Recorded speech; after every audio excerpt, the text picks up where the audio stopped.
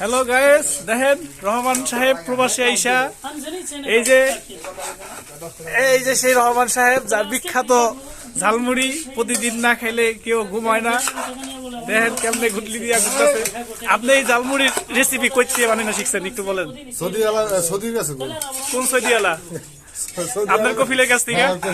আপনার কফিল কি এককালে ঝালমুড়ি বানাইতো? আসলেই? কি বলেন?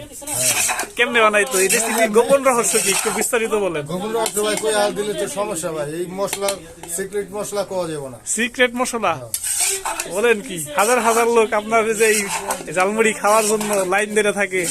হ্যাঁ, কাগজে কি করবেন? ফ্রি খাওয়ার আপনি সবাই রে? আসলেই ফ্রি? বেচেন না আপনি? আমি ভাবছিলাম আপনি বেচেন। ওরে বাবা, কি ঝালমুড়ি রে! ঘটনাটা কি পুরা দুরা ঘটনা।